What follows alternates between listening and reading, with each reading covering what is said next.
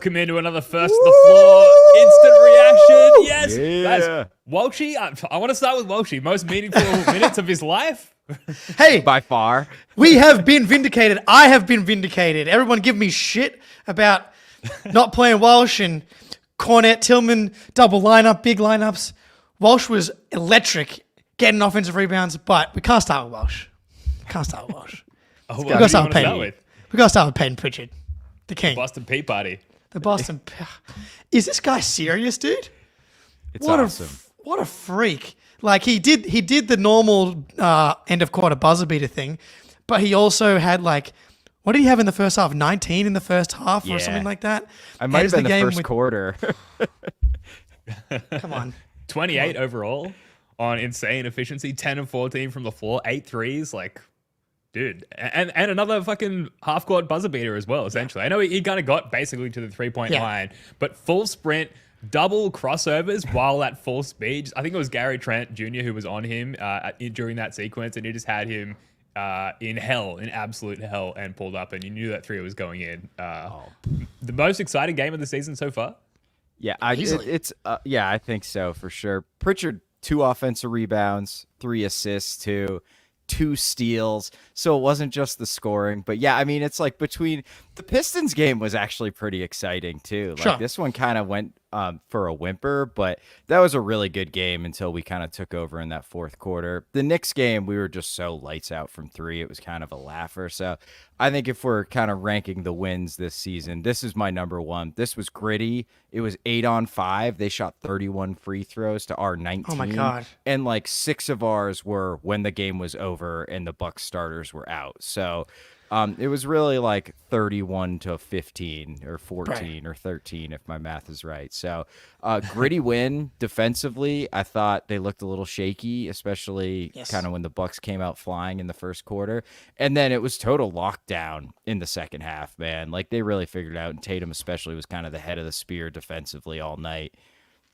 Felt like the game changed after the techs on JT and Missoula. Like the third quarter The was rest better were garbage. from the jump, but as soon as we got angry Tatum and the angry Celtics in general, the momentum of the game switched around. Credit the TD Garden crowd as well, who like got fully behind the Celtics in that moment Yes. too. But that to me was definitely the turning point of the game. Yeah, man, this win was absolutely fantastic. Damian Lillard should be embarrassed. The referee should be embarrassed. The Pathetic. NBA should be embarrassed. Too many threes is not the problem.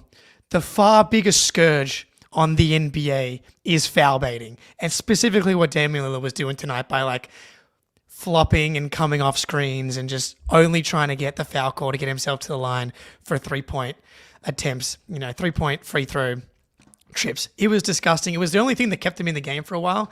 But this has been true in this matchup for a while.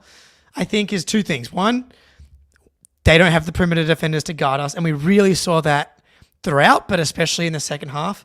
And we typically do a really good job defending them. Once we can slow them down, our transition defense got better. In the first half, it was continued to be garbage, as it has been throughout the season. But once we're able to get them to slow down, get into the half court, you've got Tatum on Brook Lopez for a big chunk of this game. And we'll talk about Tatum in a second, but defensively, once they were able to put the clamps on, really slow them down, helping at the rim, they got Giannis doing the thing that we've been getting Giannis to do, travels, offensive fouls, all that type of stuff that like the Celtics are better than most teams at getting him to do. And once that happened, the tide turned to get out and run, and the avalanche just began like from the middle of I don't know when it really started, but like middle of the second quarter out to like when we got that 16-point lead in the fourth quarter. It was just stop, run, attack, go seal hunting. But yeah, I thought the defense was really the key in this one. This was the maybe best example of like your defense can drive offense, because I thought in the half court we were a little clunky, but when we were getting stops, when we were turning them over, when we were getting blocks, that we just got really easy hoops at the other end. And yeah, it was sort of a game of runs in a lot of way, because we went out to I think an 8 or 10 point lead in the third quarter, and then they stormed back with a 13-5 run, and then we came right back, and I think we bumped it back up to like 10, and that's where it stayed until the end of the game. So yeah, and like the reason we defend the Bucks so well is because of Al Horford. Like, he was so good on. He had 2 blocks on Giannis. I know. He was just like so damn good. Like the way he moves his feet, the way he contests Giannis without fouling, which is like almost impossible. There's like nobody in the league that can do it except for Al Horford. And then when we switch our littles onto him, they make him work. Like he had a couple spins baseline where he got Jaylen and he got Drew. And Derek a couple times, but like he's Giannis, man. He's gonna do some of this stuff. Like we made his ass work. He was settling for mid-range jumpers in the late third quarter, early fourth, and that's when you know you've got him. When he starts settling, and that's what you want to see. He took a 3 in the first half. He took 2 threes actually, and they were both complete bricks. And then when he went 0 for 2 from the line, it was like, okay, we got these dudes. And he almost airballed the second one. I think it was the beginning of the fourth quarter. So, yeah, the defense was like super locked in. Probably the best we've seen it this year in that second half. Yeah, the defense definitely like evolved as the game went on. But from the jump, quarter one, like I felt like Al Horford was like pretty locked in on Giannis because he's just got so much experience going back to, is it like the 2018 playoffs where we went 7 games with them? The Joe Prunty Milwaukee Bucks. Al was pretty locked in from the go.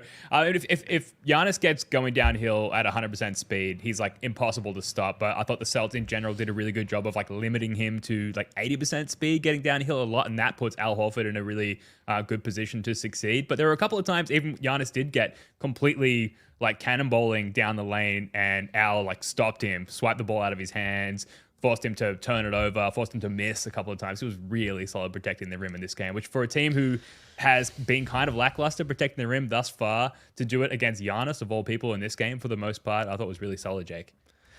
Man, it's got to get to a point where like Sixers fans and Bucks fans feel the way that like the rest of the league feels about LeBron. It's like, can you please retire, dude?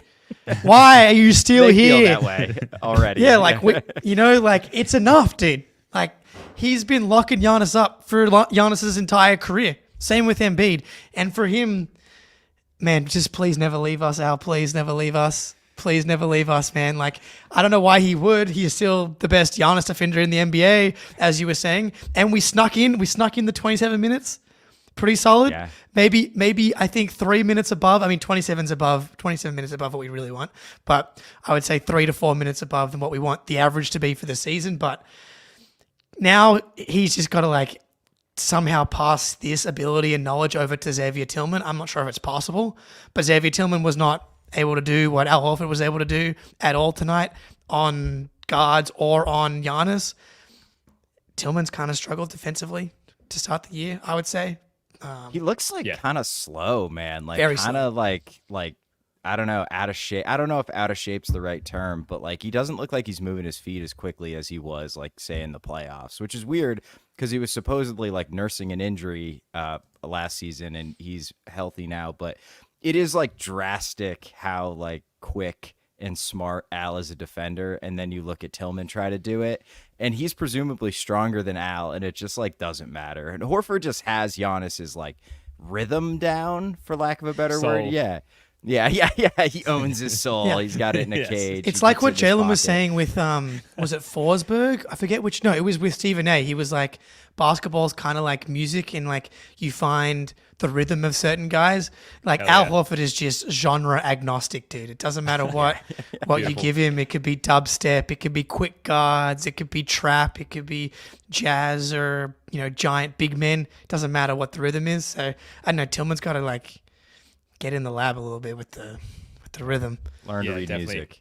He seemed like slow with his reads as well, or when to help, if he helped at all, when to switch, if he switched at all. He just seemed a step slow, like process-wise, compared to the rest of the guys he was out there with. We're going to be live here for a few more minutes, then we're going to hop off and hand over to the guys over on the Garden Report on the main CLNS channel. Like and subscribe. Use your little finger that you got right there. Twitch. Or it's a big finger. Just jump on over there, hit that like button. Would appreciate it a lot. And then subscribe, and then catch us for a late night. Yeah, absolutely. Jake and I are going to be back on this channel live in a couple of hours' time for Celtics late night. We've got to get to Jaylen Brown very quickly because Jaylen Brown, tough first half, tough like shooting, particularly from the sort of 2-point area so far this season, and everywhere. And then second half of this game, it felt like there was a Jaylen Brown awakening. Oh yeah, big time, dude. He was so awesome in that second half. He was 2 of 8 in the first half, and I'm trying to do the math quickly. 8 of 11 in the second half, and 10 of 14 from the line. So, we'll take it. That's not bad at all. And I just thought, like, the Bucks were selling out to stop Tatum. Like, they were throwing bodies and numbers and shading help at him.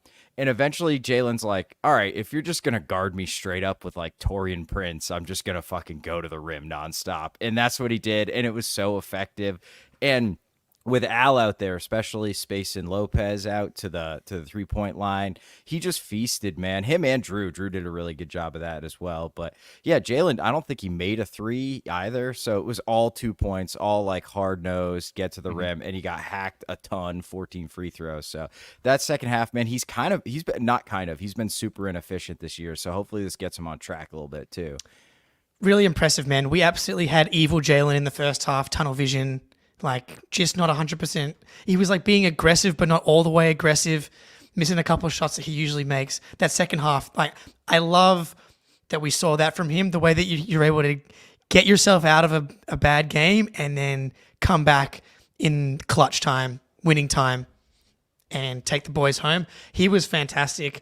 They, like, you're right, Spoony, they were showing so many bodies at Tatum, and they don't have the guys to handle Jaylen if you're going to do that. Like, Taurean Prince sucks. He's terrible. Gary Trent at least can, like, kind of fill it up offensively at times and can get handsy on defense, I think. Taurean Prince is garbage. Like, this is like, they need Middleton. At least Middleton's good offensively.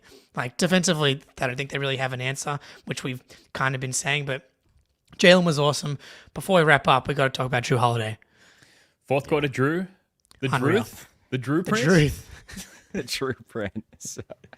Dude, it was speaking of awakenings, Jrue Holiday, fourth quarter. Like, he was pretty solid all game, but like not featured heavily throughout the early portions of the game. Fourth quarter, like, if you're going to attribute like putting this motherfucker away to anyone, it's going to be Jrue Holiday, right? Who just like ended the game solo. He was awesome. Yeah, and defensively, he was everywhere, man. Like, he was helping off Dame, getting back to Dame, did okay on Giannis a few times. Drew a charge late. Yeah, which was a big charge, kind of ended the game with the charge in a lot of ways, really. And then, yeah, hitting huge shots. And he kind of did what Jaylen did, where it was like, all right, man, you're going to guard me straight up. He had Pat Connaughton one-on-one in an ISO with no help anywhere near him. And he's like, fuck you guys. Like, okay, I'm just going to get it. I think he got an and one on that one, too. So, like, you can't, like, what do you do against this team? Scal was saying it in the broadcast a few times. He's like, there's nowhere to go. Like, the Celtics just, like, anything you try to counter them with, it might take them a couple possessions, but then they figure it out, and then you're scrambling. And Drew is a huge part of that. Him and Derek are huge parts of that. And, like, it's just so nice your fourth or fifth option can like take over the fourth quarter and win you a game. Like, it's nuts, man. 21 points, 7 for 12, 4 for 7 from 3, 3 for 3 for the line, 4 rebounds, 3 assists, 1 turnover, 2 fouls. Like, perfect. Like, it's completely unfair that he is the fourth or fifth guy on this team. That and one that he had on Connaughton really reminded me of the and ones he had in back-to-back games in the Pacers series, one on Siakam and one on Obi Toppin. Like, just clutch and exactly, like, teams are like, okay, the Jays are killing us. We gotta. Someone else has to do it, and like someone else has to beat us. And Drew's like, yep, Connaughton. I mean, yeah, that's a bad contract that they handed out. I don't know what he does anymore. Like, I haven't seen him play well.